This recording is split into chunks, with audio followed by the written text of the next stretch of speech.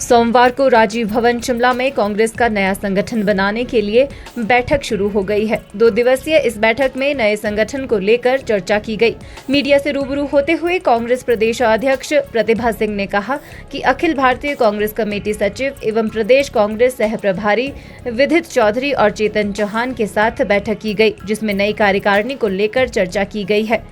उन्होंने कहा कि प्रदेश सह प्रभारी सभी जिलों में दौरा कर वरिष्ठ नेताओं से बातचीत करेंगे और हाईकमान को फीडबैक सौंपेंगे। प्रतिभा सिंह ने कहा कि सरकार और संगठन के बीच तालमेल बना रहे, इसकी पूरी कोशिश की जाएगी। उन्होंने कहा कि नई कार्यकारिणी में पार्टी के कार्यकर्ताओं को भी नजरअंदाज नहीं किया जाएगा, पार्टी की मजबूती के लिए भी कार्य किया जाएगा। हमारे जो प्रभारी है उन्होंने ये प्रक्रिया जो शुरू की है उसके लिए इन लोगों को यहाँ पर भेजा है। इनको जिम्मेवारी दी है पार्टी की तरफ से कि आप जाकर वहाँ की स्थिति को जानें, वहाँ के सीनियर लोगों से बातचीत करें, उनकी मीटिंग में आप शामिल हों और क्या फीडबैक आपको मिलता है, फिर उसके अकॉर्डिंगली हमने जो संगठन बनाना है उसमें किन किन लोगों को हम आगे लाने का प्रयास करेंगे, किन को हमने डिस्ट्रिक्ट की जिम्मेवारी देनी है, किन को ब्लॉक में लगाना है, किन को जनरल सेक्रेटरी लगाना है, किन को सेक्रेटरीज लगाना है।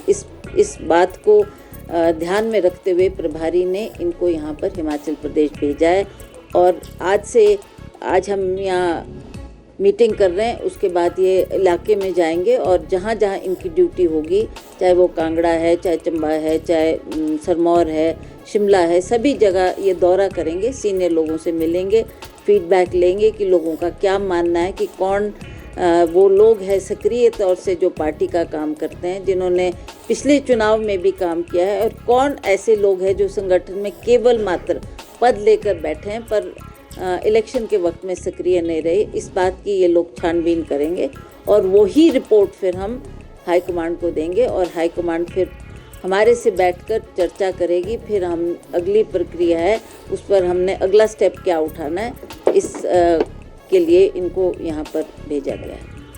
क्या इसमें ये भी डिस्कशन होगा जो पार्टी और गवर्नमेंट के लिए किस तरह से कोऑर्डिनेशन बना रही है? हाँ, ये भी एक बहुत अहम रोल है जो अभी इनको ये भी जिम्मेवारी दी गई है कि आप ये देखें सरकार किस तरीके से काम कर रही है, कहाँ कुछ कमी रह गई है, उसको भी हमने पूरा करना है और एक तालमेल संगठन और सरकार के बीच में बनाने की आवश्यकता है, जिसमें कुछ संगठन के लोग भी हों और वो उनको जिम्मेवारी दी जाए ताकि वो भी संगठन में भी काम करे और सरकार के माध्यम से जो हमारे काम हो रहे हैं उसका प्रचार भी जाकर लोगों के बीच में करें। जो संगठन के लोग हैं उनकी ताजपोशी होने चाहिए, केवल 3 ही साल बचे हैं, तो क्या ये भी मुद्दा उठाया जाएगा कि जो काफ़ी समय से खाली चल रहे हैं? बिल्कुल हम नहीं चाहते कि हमारे पार्टी के जो वर्कर है वो नज़रअंदाज हो।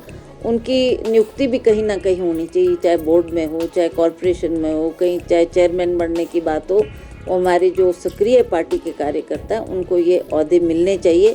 उसके लिए भी मैंने पहले भी ये बात कही थी और आज भी जो ये प्रभारी आए हैं ये भी इस बात पर सोच करेंगे, मनन करेंगे और देखेंगे कि कौन इस पद पर बैठने के लिए एक हमारा पार्टी का कार्यकर्ता है, उन पदों को उसके मुताबिक फिर भरा जाएगा। मैम, जैसा आप कह रही हैं ये जो बैठक है अहम है क्योंकि पार्टी को मजबूत करना है। रिसेंटली जो महाराष्ट्र के नतीजे आए हैं उसके मद्देनजर कितना ज़रूरी है पार्टी को देश में अलग अलग कोनों में मजबूत करना?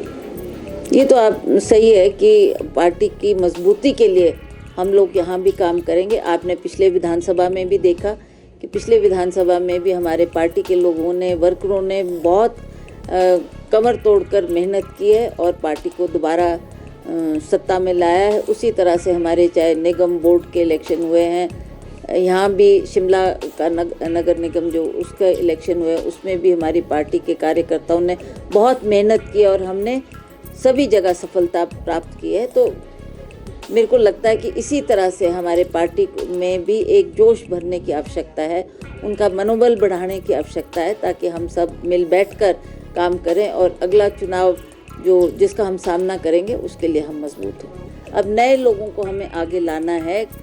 ठीक है, टिकट के टाइम भी बहुत से आवेदन पत्र आए थे, कईयों को हम एडजस्ट कर पाए, कईयों को नहीं कर पाए, पर अब इस बात को ध्यान में रखते हुए अब संगठन में भी हम उनको आगे लाएंगे जो पार्टी के लिए डेडिकेटेड है, काम करना चाहते हैं, उनको हम पद भी देंगे और ऐसा उनको कार्यभार भी देंगे जिसका वो रिजल्ट शो करें।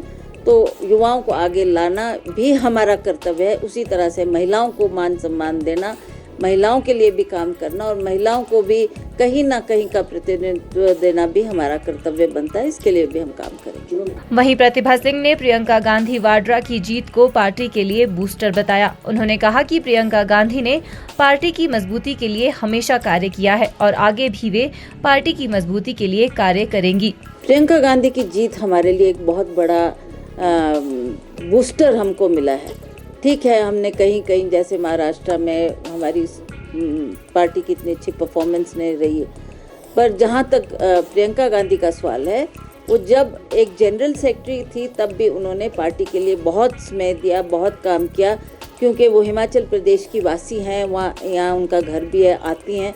इलेक्शन के वक्त में भी उन्होंने हर क्षेत्र में का दौरा किया, चाहे वो चंबा हो, चाहे भरमौर हो, चाहे सोलन हो, चाहे सिरमौर हो, हर एक जगह जाकर उन्होंने पार्टी की मजबूती के लिए अपना टाइम भी दिया, वक्त भी दिया और काम भी किया है और लोगों को संदेश भी दिया है।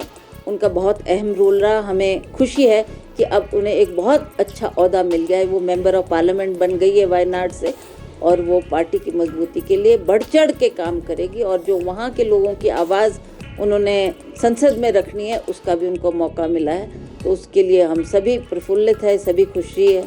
पार्टी के वर्कर्स को की भी उनको आगे आके अब दोनों, चाहे वो राहुल जी भी हैं और प्रियंका जी भी है, दोनों मिलकर देश के हित के लिए और पार्टी के हित के लिए काम करें।